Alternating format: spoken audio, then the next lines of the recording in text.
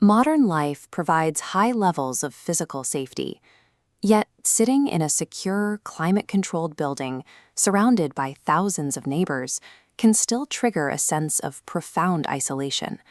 A passing compliment from a stranger can elevate your mood for days. Conversely, a minor slight, an unreturned text, or a brief look of disapproval often triggers a sudden cascade of anxiety. When faced with these social threats, the nervous system often triggers an involuntary stress reaction known as Fawn. This response sits alongside the better-known reflexes of fight, flight, and freeze. Fawning forces an individual to appease the source of the threat. To avoid conflict and maintain a connection, they instinctively abandon their own boundaries, opinions, and authentic self. This biological surrender serves as a defense mechanism. It is an automatic reflex driven by the brain's instinctual fear of abandonment. When this instinct runs unchecked, it leads to pathological altruism. In this state, a person irrationally places the perceived needs of others above their own, even when it results in severe emotional or physical harm. In the mid-20th century, psychoanalyst Anna Freud examined this behavior. She defined altruistic surrender as a rigid coping strategy used to manage a crippling fear of rejection and deep internal shame. Individuals in this cycle often present a facade of self-sufficiency. They ask for nothing and give everything, while harboring intense resentment over their constant, unreciprocated sacrifices. By relying on the validation of those around them for a sense of worth, their self-esteem becomes highly unstable. It fluctuates according to the perceived opinions of external relationships. Chronic people-pleasing functions as a symptom. It reveals a hidden psychological gauge operating beneath conscious awareness, directing behavior against one's own well-being.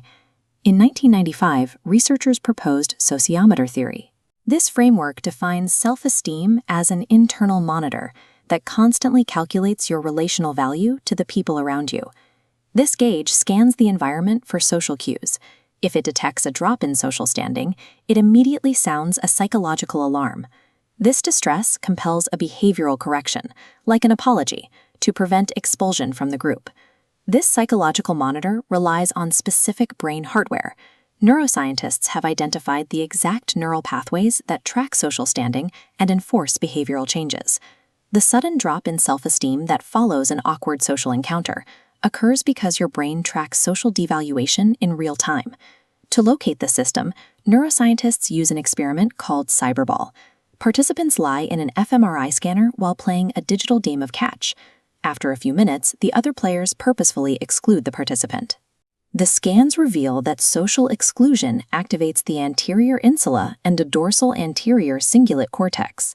These are the neural circuits responsible for processing the affective component of physical pain. A broken relationship registers like a physical injury.